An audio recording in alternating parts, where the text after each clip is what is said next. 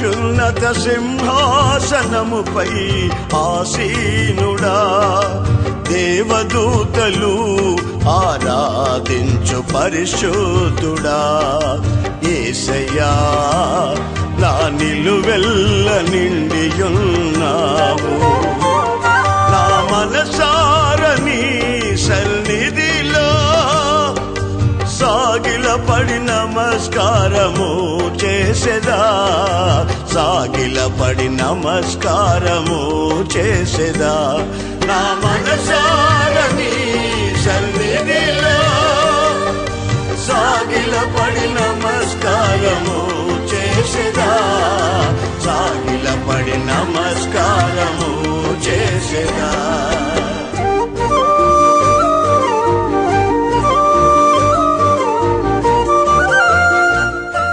మన ప్రభు అయిన యేసుక్రీస్తు అతి శ్రేష్టమైన నామాన్ని బట్టి యోసన్న దైవ సందేశాలు అనే టీవీ కార్యక్రమాన్ని చూస్తున్న మీ అందరికీ హృదయపూర్వక వందనాలు.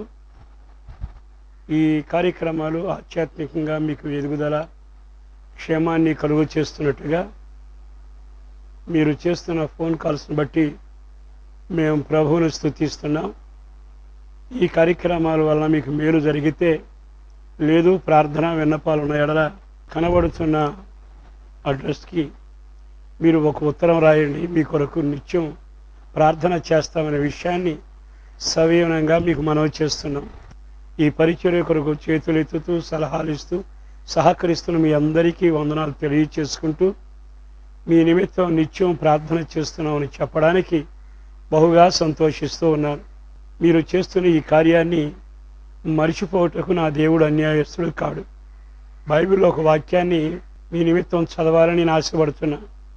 అపొస్తలుడైన పేతురు మొదటి పత్రిక 5వ అధ్యాయంలో 6వ వాక్యంలో ఇలా రాసి పెట్టాడు, దేవుడు తగిన సమయమందు మిమ్మును హెచ్చించున్నట్లు ఆయన బలిష్టమైన చేతి క్రింద దేన మనస్కులై ఉండుడి. మిమ్మును హెచ్చించున్నట్లు ఆయన బలిష్టమైన చేతి కింద మీరు లోబడి అణిగి ఉండుడి అనే మాట ఇక్కడ రాయబడుతుంది. ఈ ఎవరిని ఆయన హెచ్చించేది? ఈ మాటలు మీరు ఆలకించేటప్పుడల్లా మిమ్మును అనే పదాన్ని గమనించాలి. కనబడిన వారందరినీ కాదు, మిమ్మును అనే పదం దగ్గర మీరు నేను ఆగాలి. ఈ వాక్యం చదివేటప్పుడు అంతా మిమ్మల్ని హెచ్చిస్తానన్నాడు గనక అని ఎవరికి వాళ్ళు తనకు అన్వయింప చేసుకుని బహుగా సంబరపడటం మనం గమనిస్తూనే ఉంటాం. అయితే మిమ్మును అనే పదంలో ఉన్న ఆ భావన ఏమిటో కొంత మనకు అర్థం కావాలి. హెచ్చించబడడం అనేది అందరం కోరుకుంటాం.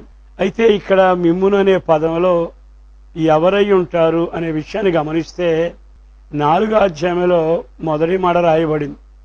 అదేమిటంటే, ఒకనాడు దూరంగా ఉండి చీకటి కార్యాలు చేస్తూ మనుషుల ఇష్టం నెరవేర్చి త్రాగుబోతుల విందులో సహకరించి లోకాశల చేత ఎడవబడి దేవుని ఇష్టంగాక మనుషుల ఇష్టాన్ని మాత్రమే చేయటానికి కొన్ని ఆచార సిద్ధాంత అలవాట్లకు కట్టుబడిపోయి మీ జీవితం నాశనం అయిపోయింది. యేసుక్రీస్తును నమ్ముకుని ఆయన రక్తం ద్వారా ఇప్పుడు మీరు కడగబడ్డారు. ఇక మీదట మీరు మనుషుల ఆశల ప్రకారం జీవించక, వాళ్ళ ఇష్టం నెరవేర్చక మీరు ఈ పరుగు పందెంలో పరిగెత్తాలి అని ఒక మాట పేతురు పత్రిక 4వ అధ్యాయము 2-3 వాక్యాల్లో చాలా తేటగా ఉంది. మిమ్ము అనే పదంలో ఎవరుంటారంటే, గతంలో పాపంలో జీవించి జీవితాన్ని నాశనం చేసుకుని లోకానుసారంగా ఓ నాశనపు అనుభవంలోనికి వెళ్ళి మనుషుల ఇష్టం నెరవేర్చారు.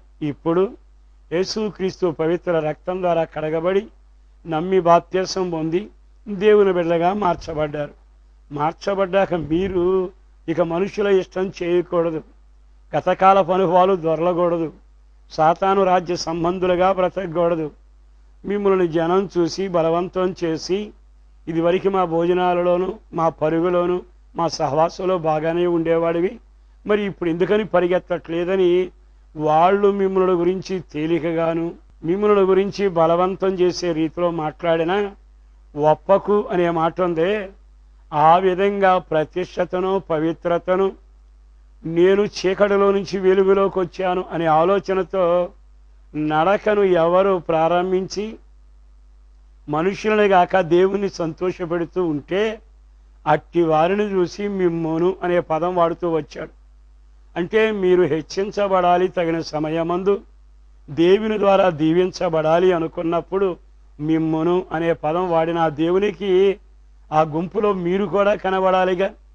రక్షించబడి కూడా ఇంకా మనుషుల ఇష్టం లోకానుసారంగా నడిస్తే మిమ్మును హెచ్చిస్తాను అనే మాట కాదుగా ఇది. ఒకవేళ ఈ మాటలు నూతనంగా ఈరోజే వింటున్న ఎడల దేవదేవుడు నిన్ను, నీ కుటుంబాన్ని, నీ పరిస్థితుల్ని ఒక ఉన్నత స్థాయికి హెచ్చించాలి అనుకుంటే ఇంతకాలం జీవించిన పాప జీవితానికి స్వస్తి చెప్పి కడగబడిన జీవితంతో యేసుక్రీస్తు రక్తం ద్వారా విడుదల పొంది విమోచించబడిన నీవు ఆయన సొత్తు అయి ఉంటే మిమ్మును అనే పదం నీకు వర్తిస్తుంది సహోదరుడా. ఒకవేళ అభిమాన క్రైస్తవుడిగా ఉంటే ఆలోచించు. ఆపద ముక్కుల వాడిగా ఏదైనా మేలు జరిగితే బాగుండని వెళ్ళిపోతే నువ్వు చాలా విషయాల్లో నష్టపోతావు. అవసరాల కొరకు, రోగాల నుంచి విడుదల కొరకు, కొన్ని సమస్యల పరిష్కారం కొరకే ఇది ఔషధంలాగా ఆయన నమ్మడం కాదు. కానీ నీ పాపపు ఇష్టమైన జీవితంలోంచి విడుదల పొంది నూతన రాజ్యంలోనూ నూతన సృష్టిగా మారేట్టుగా యేసుక్రీస్తు రక్తం ద్వారా కడగబడితే మిమ్మును అనే పదంలో మీరు చేర్చబడతారు. ఈ కృప నీకు కలుగుతుంది. మిమ్మును అనే పదంలో కడగబడి విడుదల పొంది ప్రతిష్ట కలిగి ప్రత్యేకంగా జీవించేవాళ్ళు అని. రెండవది మిమ్మును అనే పదం వాడారే, అందులో మరొక మాట ఏమిటంటే 4వ అధ్యాయము 12వ వాక్యం నేను చదువుతాను, జాగ్రత్తగా వినండి. ప్రియులారా, మిమ్మును శోధించుటకు మీకు కలిగిన అగ్ని వంటి మహాశ్రమల గురించి ఆశ్చర్యపడకండి. అంటే శ్రమ లేకుండా జీవితం సాగాలనేది మన ఆలోచన. కనీసం ప్రభువుని నమ్ముకున్నాక చెమట కూడా పట్టకూడదు, ఆకలి ఉండకూడదు, లోటని మాట కనబడకూడదు. మేము వెళుతుంటే దూతల ముందుండాలి, వెనకుండాలి. మా జీవితం అంతా బంగారు బాటలాగా ఉండాలి, పట్టిందల్లా కలిసి వచ్చేట్టుగా ఉండాలి అనుకునేవాడు లేకపోలేదు. కానీ యేసు ప్రభువుని అంగీకరించి నీ పాపాలైన రక్తంలో కడుక్కొని విడుదల పొందితే నూతన సృష్టిగాను, పరలోక సభ్యుడిగాను, జీవగ్రంథంలో పేరు కలిగిన వ్యక్తిగాను, దేవుడు విమోచించిన ప్రజగా ఉంటాం. ఈ దేహంలో ఉన్నామే, ఈ దేహంలో ఉన్నంత కాలం జరిగే చిత్రం ఏమిటంటే శ్రమలు వస్తూనే ఉంటాయి, ఇరుకు వస్తూనే ఉంటాయి. బైబిల్లో మన ముందున్న భక్తుల చరిత్రలో తిరగవేసి చూస్తే ఎవరు శ్రమ పడకుండా పరుగులు ముగించారు? యోసేపునకు శ్రమ కలగల, దానియేలుకు బాధ కలగల. ఈ రోజున శ్రమలు లేకుండా నీవు జీవించలేవు. కనుక శ్రమ సంభవించినప్పుడు ఏదో ఎంత సంభవించినట్టు, కృప దూరమైనట్టు, దేవుడు మరిచినట్టు అంచనా వేయకూడదు. శ్రమలు రావడం వలన నీ ఆధ్యాత్మిక జీవితంలో మెరుగు పెట్టబడతావు, మెరుపు మెరుస్తావు. నలిగిపోయినప్పుడల్లా నీ జీవితంలో ఒక అద్భుతం జరుగుతుంది. ఆయన నలిపినా, ఆయన దంచినా, ఆయన విరచినా, ఆయన ఏం చేసినా నీ ప్రాణాత్మ దేహాలకి మేలే జరుగుతుంది. అందుకని శ్రమ పొందుట నాకు మేలాయను అని దావీదు తన కీర్తనలో రాసి పెట్టాడు కదా. ఈ శుభవేళ నేను మీతో చెప్పగలిగిన మాట, మిమ్మును నేను హెచ్చిస్తాను అన్న మాట అన్నాడే, ఆ మాట ప్రకారం వారి యొక్క మాట అక్షరాల నీ పట్ల నెరవేర్చబడినట్లుగా తగిన సమయం ముందు నిన్ను హెచ్చిస్తాను అన్న ఆ మిమ్మును అనే గుంపులో నీవు కూడా ఉండాలి అనుకుంటే శ్రమల మధ్యలో నీవు నడిచి వెళ్ళాలి. శ్రమల హారం నీకుంటుంది. శ్రమల బాట దేవుడు రాచి పెట్టాడు. ఇది ఇరుకైన మాట, గరుకైన బాట. ఈ పయనంలో సాగేటప్పుడు కొన్ని విచిత్రమైన సమస్యలు వస్తుంటాయి. నేరం చేయక నిందల పాలవుతావు. అన్నీ అనుకూలంగా ఉన్న నిరాకరించబడుతుంటావు. నీతి గల వాళ్ళని నీ యొక్క పయనాన్ని సాగిస్తే ఎడు చూసిన నీకన్ని అవమానాలు, నిందలు, వేదన, కలవరం చోటు చేసుకుంటాయి. ఇది వరకు లోకంలో ఉన్నప్పుడు ఏది పట్టినా కలిసి వచ్చినట్టు ఉండవచ్చు. ప్రభువులో సాగుతున్న తర్వాత కొన్ని హింసలు ఎదురవుతూ ఉండవచ్చు. వాక్యానుసారమైన హింస, కొన్నిసార్లు ఈ శరీర ఒత్తిడి వలన వచ్చే హింస. శ్రమలు వస్తూనే ఉంటాయి, శ్రమలు రాకుండా రావు. కనుక అగ్ని వంటి శ్రమలు మీకేదో వింతగా వచ్చినట్టుగా మీరు ఊహించబాకండి. ఆ శ్రమలతో మిమ్మల్ని పరిశుద్ధపరుస్తాడు. బైబిల్లో ఉంది, యేసు రక్తం ద్వారా పరిశుద్ధపరచబడాలి, వాక్యం ద్వారా పరిశుద్ధపరచబడాలి, శ్రమల ద్వారా సంపూర్ణం చేయబడాలి. ఇది దేవుని చిత్తం. గనుక యోసేపుకు అదే మార్గం చూపించాడు, యోబుకు అదే మార్గం చూపించాడు. ఆ శ్రమలలో నుండి యేసు వెళ్ళాడు, అదే శ్రమలలో నుండి పౌలు వెళుతూ వచ్చాడు. ఇప్పటికీ క్రీస్తు సంఘం శ్రమల మధ్యలోనే సంపూర్ణం చేసుకుంటూ తన భక్తిని కొనసాగిస్తున్నట్టుగా మనం ఎరుగుదాం గనక శ్రమ సంభవించినప్పుడు వింతగా ఊహించుకుని దేవుడు మర్చిపోయాడు అనుకోవడం అది నీకు తగదు. శ్రమలు దేవుడు నీకు వాటాగా ఇచ్చాడనే విషయాన్ని గమనించాలి. అపోస్తలుడైన పౌలేమన్నాడు కొలస్సీ సంఘానికి రాసిన ఉత్తరంలో, యేసు ప్రభు చేసిన శ్రమల బాటలో మిగిలినవి నాకు ఉంచాడు, వాటిలో నా వంతు నేను అనుభవిస్తున్నాను అని చెప్పలా. కనుక శ్రమలు కలగగానే మనం ఇబ్బంది పడక శ్రమల బాటలో మనం వెళ్ళడం దేవుని చిత్తం. అలాగాని నీ విశ్వాసకర్త అయిన దేవుని చూస్తూ ఆ పరుగులో నీవు కొనసాగితే పేతురు పత్రికలో ఉన్న ప్రభు మాట మీ పట్ల మిమ్మును, ఆ మిమ్ము అనే ఆ గుంపులో నీవు కూడా శ్రమల ద్వారా చేర్చబడతావు. ఇంకో మాట కూడా చెబుతాను చూడండి, 5వ వాక్యంలో, చిన్న పిల్లలారా మీరు పెద్దలకు లోబడి ఉండుడి, మీరందరూ ఎదుటివారి ఎడల దీన మనసు అనే వస్త్రము ధరించుకొని వారై దేవుని కృప కొరకు సిద్ధపడండి. దీన మనస్సు అనే వస్త్రము ధరించుకొని మిమ్మల్ని అలంకరించుకొనడి, దేవుడు అహంకారం ఎదిరించి దీనులకు కృప అనుగ్రహించును. ఇక్కడ ఇంకొక మాట రాసి పెట్టాడు, పెద్దలకు లోబడి ఉండుడి. అంటే లోబట్టం అనేది దీన మనస్సు అనేది ఉందే, అది నీ జీవితంలో ఒక వస్త్రంలాగా ఉండాలి. చాలా వస్త్రాలు మనం ధరిస్తాం, అలంకరణ కోసం ఖర్చు పెడతాం, దాన్ని చూసి ముచ్చట పెడతాం, 10 మంది మెచ్చుకోవాలని ఆశపడతాం. బాహ్య దేహానికి ఎన్ని రంగులు ఏ రకాలైన వస్త్రాలు నీవు ధరించి ముచ్చటబడి సంబరపడి అనేకులు నిన్ను పొగడాలని కోరుకుంటావో, భక్తి జీవితంలో కూడా నీవు ధరించాల్సిన ఒక వస్త్రం ఉంది. దాని పేరేమిటంటే దీన మనస్సు. ఇది చాలా అవసరమైంది. ఈ వస్త్రం ధరించుకోకుండా నీ పైనలో నీవు సాగలేవు. అందుకే యేసుదేవుడు తన బిడ్డలకు ఎప్పుడు దీన వస్త్రాన్ని ధరింపజేయడానికి ఇష్టపడుతున్నాడు. ఆయన ఎవరు? మన ఆరాధ్య దైవం. మహిమ కలిగిన సింహాసనం వదిలేడా? అక్కడి నుంచి దాసుని స్వరూపం ధరించాడా? మన పోలికగా పుట్టాడా? తాను ఎంతవరకు దీన మనసులో దిగజారి తన దీన మనసులో కొనసాగాడు అంటే మనలాంటి మట్టి శరీరాన్ని ధరించాడా? తలవాల్చుడానికి స్థలం లేకపోయిందా? పయనించడానికి పడవ లేకపోయిందా? చనిపోతే సమాధి లేకపోయిందా? ఒక్కసారి ఆగి ఆలకిస్తే తాను ఎంత దీనుడిగా ఈ లోకానికి వచ్చాడు. ఈ రోజున దీన వస్త్రం, దీన మనసు నీకు ధరింప చేయాలని ఆలోచించే ఈ భక్తి మార్గంలో నిన్ను నడిపిస్తున్నాడు. లోకంలో ఉన్నప్పుడు అహంకారం అనే మనసు మనకుంది. ఒకరిని లెక్క చేసేవాళ్ళం కాదు, ఒకరిని తల ఉంచేవాళ్ళం కాదు, ఒకరిని గౌరవించేవాళ్ళం కాదు. దేవుని, దేవుని సన్నిధిని, దేవుని మాటను, చివరి కాపరను కూడా పరిహాసం చేసిన గుంపులు లేరు.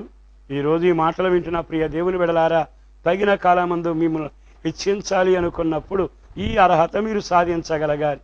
అబ్రహాము దగ్గరికి వెళితే అబ్రహాము విశ్వాసాలకు తండ్రిగా ఉండి గొప్ప యోధుడిగా ఉన్న తాను ఒక దినాన డేరాలో ఉన్నప్పుడు త్రిత్వమైన దేవుడు దిగి వస్తే ఆదికాండం 18లో ఆయన పరిగెత్తుకుంటూ వెళ్ళి నేల మట్టుకు వంగి సాష్టాంగపడి నమస్కారం చేసి, నీ కటాక్షం, నీ కరుణ ఉంటే నా ఇల్లు దాటి వెళ్ళబాకు అని అడగల. మరి ఒక్కసారి ఆగి ఆలకిస్తే ఆయన వయసు ఎంత, ఆయన ఆస్తి ఎంత, ఆయన వైభవం ఎంత, చివరికి ఆయనకి విశ్వాసులకు తండ్రి అనే ఒక పేరును, భూజనులందరూ నీ ద్వారా ఆశీర్వదించబడతారా అని అమూల్యమైన వాగ్దానానికి వారసుడయ్యాడుగా. ఈ విశేషమైన ఈ శుభవేళ నా యేసును బట్టి బ్రతిమలాడుతూ మీతో చెబుతూ ఉండగా, దీన మనసు కొరకు మనం ప్రభు దగ్గర మనం అప్పగించుకోవాలి. ప్రతిరోజు దీన మనసు కొరకు శరీరం రెచ్చిపోకుండా, శరీరం అతిశయపడకుండా, శరీర మనసు మనల్ని ఏలకుండా, శరీరం నడిపింపు మనకు ఉండకుండా దైవజనుడు అంటాడు కదా, దినదినము నేను నలగొట్టుకుంటున్నాను అని. మరి ఏ రోజున నలభబడితేనేగా పరిమళ వాసన పువ్వులో నుంచి వచ్చేది. మరి ఈ రోజున నీ వ్యక్తిగత జీవిత అనుభవాలు ఈ మాటలు విన్నాక దేవుని కొరకు ఎంత దీన మనసు కలిగి, భక్తి కలిగిన వాడు అనడానికి తగిన దీన మనసు కలిగి, దేవుని చిత్తం చేయడానికి దీన మనసు కలిగి, పెద్దలకు లోబడే దీన మనసు కలిగి, దేవుడు ఏ శిక్ష విధించినా ఆయనకు నేను లోబడతాను అనే ఒక దీన మనసు నీలోనికి రావాలి. అట్టి అనుభవం రావాలి అనుకుంటే దినదినం మనం వింటున్న వాక్యం, చదువుతున్న వాక్యం, ఆయన సన్నిధిలో మోకరించేసే ప్రార్థన, ప్రతి నిత్యం ఆత్మదేవుడు మనల్ని నలిపి సరిచేసి మన స్థితిని ఆయనకింపైన స్థితికి నడిపించగలిగిన వాడు. యేసుక్రీస్తు ఎందుకు చనిపోయాడు అనే మాట మనం గమనిస్తే మనము పరిమళ వాసనగా ఉండుట. అంటే పరిమళ వాసన అంటే ఒక దీన మనసు కలిగిన వ్యక్తులలాగా అనేకులకు ఉపయుక్తంగాను, అనేకులకు ఆశీర్వాదకరంగాను, అనేకులకు ఆకర్షణగాను, అనేకులను మనల్ని చూచినప్పుడు యేసును చూచినట్లుగా, వాళ్ళు వెలుగును చూచినట్లుగా సంబరపడగలిగే ఆ దీన మనసు నీ జీవితంలో ఉండి తీరాలని బైబిల్ బోధిస్తుంది. మరి ఈ మాటలు విన్నాకైనా నీ జీవితంలో నిజంగా తగిన కాలం ముందు దేవుడు నన్ను హెచ్చిస్తానన్నాడుగా, కేవలం నన్ను హెచ్చిస్తానన్నావు గనక ప్రభువా నువ్వు నన్ను హెచ్చించాల్సిందే అని మంకు పట్టు కానీ, పట్టుదల కలిగిన ప్రార్థన కానీ, వాక్యాన్ని చేత్తో పట్టుకుని విశ్వసించి రోధించడానికి ఎలా అలవాటు పడుతున్నాం తప్ప మిమ్ములను అన్న పదములో ఉన్న అనుభవాలు మనం గమనించాలిగా. కనుక ఇక మీదటనైనా దీన మనసుతో నీ అడుగులు వేసి నా యేసు ద్వారా తగిన సమయమందు నీవు హెచ్చించబడుదువు, అది నా దేవుడు నీ పక్షాన తప్పక చేసి చూపించగలిగిన వాడు, ఆయన పేరు నజరేయుడైన యేసు. మరొక మాట కూడా చెబుతానండి. 7వ వాక్యంలో రాయబడింది, ఆయన మిమ్ముల గురించి చింతించుతున్నాడు గనక మీ చింత యావత్తు ఆయన పైన వేయుడి. ఇక్కడ రాయబడిన మాట మిమ్మును అనే పదం వాడాడు. ఆయన మిమ్మును గురించే రోజు చింతిస్తున్నాడట. ఆయనకి దేని గురించి అండి చింత? ఆయన సృష్టికర్త, కానీ ఆయన చింతల్లా నిన్ను గురించే. ఒకనాడు నాశనంలో ఉండగా కడిగి పవిత్రపరిచి ఈ పరుగు పందెంలో పరిగెత్తేట్టుగా మనల్ని నేను వెళుతున్నాను నా వెనక రండి అని గురి కలిగిన పైన మన ముందు ఉంచి ఇబ్రీ పత్రిక 12వ అధ్యాయంలో రాసినట్టుగా యేసు వైపు చూచుచు అనే పదాన్ని మనం బహుతేటగా ఇక్కడ గమనిస్తూనే ఉన్నాం. మన గురించిన చింత ఏమిటంటే ఈ పరుగు పరిగెత్తేటప్పుడు అలసిపోవడం, సొలిసిపోవడం, సొమ్మసిలిపోవడం, వెనకబడిపోవడం, యేసును చూడలేకపోవడం, నిబ్బరంగా స్థిరంగా ఉండలేకపోవడం, వాగ్దానాలను విశ్వసించలేకపోవడం, పరుగును కొనసాగించలేకపోవడం, కొన్నిసార్లు సాతాను ప్రబోధాలకు లోనైపోవడం, అప్పుడు మనలోని వేడి తగ్గి, ఆసక్తి తగ్గి, మన ఆత్మీయ జీవితం తగ్గి నామకార్థ క్రైస్తవుడిగా మారిపోవడం అనేది ఆయన చూసినప్పుడల్లా బాధపడుతూనే ఉంటాడు. మనం వేగంగానూ యేసును పోలి శక్తి కలిగిన వాక్యానుసారమైన ఆయన పరుగు పరిగెత్తాలని చూస్తున్నాడు. ఇందులో ఎప్పుడైనా శారీరక విషయాలు కానీ, ఆధ్యాత్మిక విషయాల్లో కానీ నువ్వు వెనకబడినా, చల్లబడినా, తొందరబడినా, జీవితంలో కంగారు పడినా నిన్ను గురించి ఆయన చింతిస్తున్నాడు. ఆయన ఎంతవరకు చింతిస్తాడో తెలుసా? నీ ఆకలి తీర్చడానికి భారం వహిస్తాడు. నీ బాధల కర తీర్చడానికి నేల మీద నడిచినట్లుగా నేల మీద నడిచి పడవదాకా రాగలిగిన వాడు, నిన్ను గురించి ఆలోచన కలిగిన వాడు గనక సమయోచితమైన ఆలోచన చెప్పడానికి నిన్ను గురించి చింతిస్తున్నాడు. ఆయన ఎంత సమర్థుడంటే నిన్ను కంటికి రెప్పగా కాపాడుతూ తన పైనులో నమ్మకంగా సాగే ఎదురుగా పరిగెత్తించేందుకు ఆత్మదేవుని నీలో ఉంచి అభిషేకం చేత నడిపిస్తున్నాడు. అదే చింత కలిగిన వాడై నిన్ను గురించి ఆలోచిస్తున్నాడు. భూ సంబంధమైన ఆహారం కొరకు, బట్ట కొరకు, పరుగు కొరకు, కుటుంబం కొరకు, పదవి కొరకు నువ్వు చింతపడబాకు. నీ భారాన్ని మోసేవాడున్నాడు, నీ అవసరాలు తీర్చేవాడున్నాడు, నీకు మేలు చేసేవాడున్నాడు. నాది పూచి అన్నట్టుగా నిన్ను గురించి ఆలోచించి చింతపడి భారమంతా నెత్తిన వేసుకుని వెళ్ళగలిగిన సజీవ సమర్థుడు ఉన్నాడు. ఆయన పేరే నజరేయుడైన యేసు. అందుకని మిమ్ముని గురించి చింతిస్తున్నాడు గనక మీ భారాన్ని ఆయన మీద మోపండి. ఆయనపై ఆనుకోవడం, ఆయనపై ఆధారపడటం ఆత్మీయ జీవితంలో ఈదగలిగిన ఈత. ప్రవాహంలో అతి సునాయాసమైన ప్రయాణం నీ కలుగునట్లుగా ఆయనపై ఆనుకుని ఇరుకొచ్చినా, గరుకొచ్చినా, మెరకొచ్చినా, సమస్య వచ్చినా ఆయనపై ఆధారపడి నీవెప్పుడైతే నీ ప్రాణాన్ని తేలికపరుచుకుని వాగ్దానాల్లో నిలబడి ఉంటావో నిన్ను గురించి చింతించిన వాడు నీ భారాన భుజాన వేసుకుని నిన్ను నడిపిస్తాడు. తగిన కాలమందు మిమ్మును ఆయన హెచ్చిస్తాడు. ఇంకొక మాట కూడా చెబుతానండి. ఇదే అధ్యాయంలోని 10వ వాక్యాన్ని చూద్దాం. తన నిత్యం మహిమకు క్రీస్తునందు మిమ్మును పిలిచిన సర్వకృపానిదగు దేవుడు కొంచెము కాలము మీరు శ్రమ పడిన పిమ్మట తానే మిమ్మును పూర్ణులుగా చేసి స్థిరపరిచి బలపరుచును. బలపరిచి స్థిరపరిచి మిమ్మును అనే పదం అక్కడ కూడా ఉందిగా. ఈ మాట విన్నాకైనా నీ జీవితంలో ఒక ఆలోచనకు రావాలి. అదేమిటంటే నిన్ను బలపరిచేందుకే ఆయన ఉన్నాడు. మిమ్మల్ని నేను బలపరుస్తాను, మీ భక్తిని సంపూర్ణం చేస్తాను, మీ అడుగులను స్థిరపరుస్తాను, మీ భక్తిని మీ విశ్వాస యాత్రను నేను స్థిరపరుస్తాను అని ఎంత తేటగా మాట్లాడుతున్నాడు. ఈ మాటలు వింటే కొంచెం కాలం మీరు శ్రమ పడతారు. నా మహిమ మిమ్మల్ని పిలిచాను కదా, నా మహిమలో మీరు కనబడాలి, నా మహిమలో మీరు ప్రత్యక్షమవుతారు. ప్రియ దేవుని బిడ్డలారా, ఈ విధంగా ఈ మాటలన్నీ మనం వింటుండగా ఈ శుభవేళ నా యేసును బట్టి బ్రతిమలాడుతూ మీతో చెబుతున్నాను. బలపరిచేది ఆయనే కదా, స్థిరపరిచేది ఆయనే కదా, మిమ్మల్ని సంపూర్ణం చేసేది ఆయనే కదా. అసంపూర్ణం అనే నిర్ణయంలో లేడు. నీ పరుగును కానీ, నీ విశ్వాసయాత్రను కానీ, క్రీస్తులో సాగిన అనుభవాన్ని కానీ సంపూర్ణం చేయగలిగిన సమర్థుడు ఆయన ఒక్కడే. ఆయన పేరు నజరుడైన యేసు. ఆయన నిన్ను సంపూర్ణం చేయటానికి మిమ్మును అనే పదం వాడాడుగా. మరి ఈ రోజున సంపూర్ణం చెయ్యాలనుకున్న వాని చేతిలో నువ్వు పూర్తిగా సమర్పించుకుంటే ఆయన ఆ పనిని పూర్తి చేయగలిగిన వాడు. నేను బలహీనున్నయ్యా అని నీవు ఆయన ఆధారపడితే నీ బలహీనతల్లో ఆయన బలాన్ని సంపూర్తిగా కుమ్మరించి స్థిరపరచగలిగిన వాడు. నీవు కదిలిపోయే రెల్లులాగా ఒకవేళ పరిస్థితులు అననుకూలంగా మారితే ఆయన ఒక్కడే స్థిరపరచగలిగిన వాడు.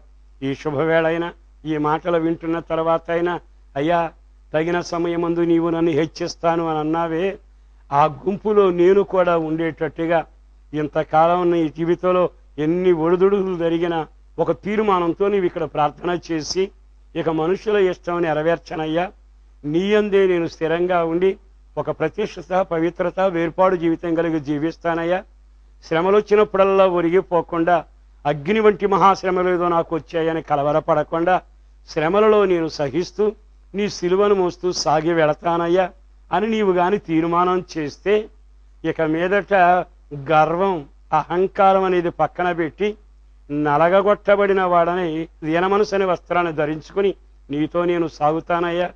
నా జీవితంలో నన్ను గురించి నేను చింతపట్టలేదయ్యా, నా భారం నీ మీద వేస్తున్నాను. ఆకలైనా, నాలో బాధ కలిగిన, సమస్యలు వచ్చినా, బలహీనునైనా, పరిగెత్తలేకపోయినా నన్ను గురించి చింతించే నీవు ఉన్నావు గనక నేను నీపై ఆధారపడతానయ్యా అని ఇప్పుడు నువ్వు తీర్మానం చేస్తూ ఈ పరుగు పందెంలో అయ్యా నన్ను బలపరచవా, నన్ను సంపూర్ణం చేయవా అని అప్పగించుకోవడానికి ఇష్టపడి ఆ మాటలేగా నీవు ఆయనతో చెప్పాల్సింది.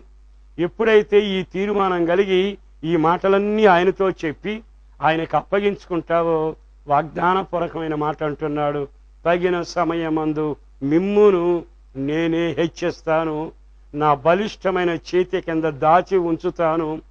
బైబిల్ పుటల్లో చూస్తే ఆ మార్గంలో వెళ్ళిన యోసేపుని హెచ్చించిన వాడు, అదే గమ్యం కొరకు పరిగెత్తిన దానియేలును దీవించినవాడు, 127 సంస్థానానికి రాణిగా చేసే ఎస్తేరుని గణపరిచినవాడు, పౌలును గణపరిచినవాడు, పౌలు మాటలను గణపరిచినవాడు, పేతురు సువార్త పరిచయను గణపరిచినవాడు, నీడ ద్వారా నడికట్టు ద్వారా అనేక అద్భుతాలను స్థిరపరిచి గణపరిచి హెచ్చించినవాడు, రేపటి రోజున మేఘమండలం మీద పయనమై యేసును కలిశాక రాబోతున్న రాజ్యంలో గణపరచబడే విధానాన్ని మనం చూస్తుండగా తగిన రీతిగా తగిన సమయమందు మిమ్ములను ఆయన హెచ్చించినట్లుగా ఈ రోజైనా ఈ అనుభవాలకు వచ్చి ప్రభువా నా జీవితం నీ చేతుల్లో పెడుతున్నాను, నన్ను జ్ఞాపకం చేసుకుని తగిన కాలమందు హెచ్చించి నీ చేతి నీడలో దాచిపెట్టయ్యా అని మీరు గాని కోరుకోగలిగితే, అడగగలిగితే ఇలా జీవిస్తానని నేను కూడా మిమ్ములను అనే గుంపులో నేను ఉంటానయ్యా అని ఒక తీర్మానానికి రాగలిగితే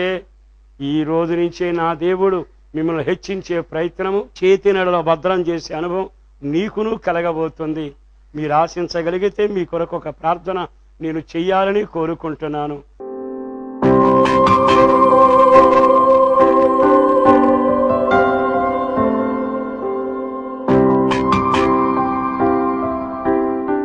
ప్రేమాస్వరూపైన ప్రభు వందనాలయ్యా, అపారని ప్రేమ కొరకు వందనాలు, చేసిన మేలు కొరకు వందనాలు, చేయబోతున్న కార్యాల కొరకు వందనాలు. ప్రజలు నీ మాట విన్నారయ్యా, కనికరించండి. వారు మిమ్ములను అనే గుంపులో వారు కూడా చేరేటట్టుగా కార్యాన్ని చేయండి. వాక్యం ఫలభరితంగా మార్చండి. వారి జీవితంలో అద్భుతం జరగాలని ఒక సేవకుడిగా కోరుకుంటున్నాను. జీవం కలిగిన మాటలు వారి జీవితాల్లో కార్యరూపం చేసి వారును నీవు హెచ్చించే గుంపులోను, బలిష్ఠుడైన నీ చేతి కింద దాగి ఉండే గుంపులో ఉండగలుగునట్లుగా ఈ బిడ్డలను ఒక్కసారి నీ చేతుల్లో సమర్పిస్తుండగా తగిన రీతిగా కార్యం చేయండి. శారీరక మానసిక ఆర్థిక ఇబ్బందుల నుండి వారిని విడుదల చేసి ఈ మాటలు విన్న వారి జీవితంలో అద్భుతాలు జరుగునట్లుగా, జీవితాలు సరిచేయబడినట్లుగా, తగిన సమయం ముందు నీవు హెచ్చించే గుంపులో వారు చేర్చబడినట్లుగా మీరే కార్యాన్ని చేసి కుటుంబ పరంగా దీవెన, నెమ్మది, క్షేమం, చదువులకు క్షేమం, అనారోగ్యం ఉన్న వారికి ఆరోగ్యం, అప్పుల వలన ఉన్న వారికి విడుదల, పాప ఊబిలో ఉన్న వారికి విడుదల, రక్షణ భాగ్యం కలుగునట్లుగా వారిని ఆయత్తపరిచి సిద్ధపరచండి. మేలులతో తృప్తిపరచండి. నీ రాకడ కొరకు, నీ రాజ్యం కొరకు బిడ్డలను ఆయత్తపరిచి మీరు మహిమ పొందాలని యేసు పరిశుద్ధ నామాన ప్రార్థించి విన్నవించి వేడుచు ఉన్నాము తండ్రి. ఆమేన్. తండ్రి అయిన దేవుని యొక్క ప్రేమ, కుమారుడైన యేసు క్రీస్తు కనికరం, పరిశుద్ధాత్మదేవుని అన్యోన్య సహవాసం ఇప్పుడును ఎల్లప్పుడును ఈ మాటలు విని తీర్మానం చేసుకున్న ప్రతి వారికి కృప సమృద్ధిగా సదాకాలం తోడయ్యుండునుగాక. ఆమేన్. ఈ వాక్యాన్ని విన్న మీ అందరికీ హృదయపూర్వక వందనాలు. మీ విన్నపాలు కానీ, ఆలోచనలు కానీ, సూచనలు కానీ మాతో పంచుకొనడానికి స్క్రీన్ మీద కనబడుతున్న ఆ నెంబర్కి మీరు ఫోన్ చేయండి. ప్రభువు మిమ్మల్ని అత్యధికంగా ఆశీర్వదించునుగాక. ఆమేన్. స్త్రీల కూడిక ప్రతి బుధవారం ఉదయం 11 గంటల నుండి 3 గంటల వరకు హోసన్న మందిర్, హనుమాన్ జంక్షన్ నందు జరుగును. ఈ యొక్క కూడికలో దైవజనురాలు శ్యామ్ కుమారి గారు వాక్య పరిచర్య చేసి మీ కొరకు ప్రార్థించెదరు. అందరూ ఆహ్వానితులే. పరిశుద్ధాత్మ స్వస్థత కూడిక ప్రతి శనివారం రాత్రి 7 గంటల నుండి 9 గంటల వరకు హోసన్న మందిర్, హనుమాన్ జంక్షన్ నందు జరుగును. మీ అందరికీ ప్రేమపూర్వక ఆహ్వానం. ఆరాధనా సమయములు. మొదటి ఆరాధన ప్రతి ఆదివారం ఉదయం 8 గంటల నుండి 10 గంటల వరకు హోసన్న మందిర్, రామాయమ్మపేట జంక్షన్ రోడ్, నూజివీడ్ నందు జరుగును. రెండవ ఆరాధన ఉదయం 10 గంటల నుండి 1 గంట వరకు హోసన్న మందిర్, హనుమాన్ జంక్షన్ నందు జరుగును. మీ ప్రార్థనావసతుల కొరకు మమ్ములను సంప్రదించవలసిన మా చిరునామా: పాస్టర్ దేవదాస్ గారు, hosanna Mandir, Nuzvid road, Hanuman junction, Krishna జిల్లా, ఆంధ్రప్రదేశ్. మా ఫోన్ నంబర్లు 08656242751. మరి ఒక నెంబర్ 9440772772.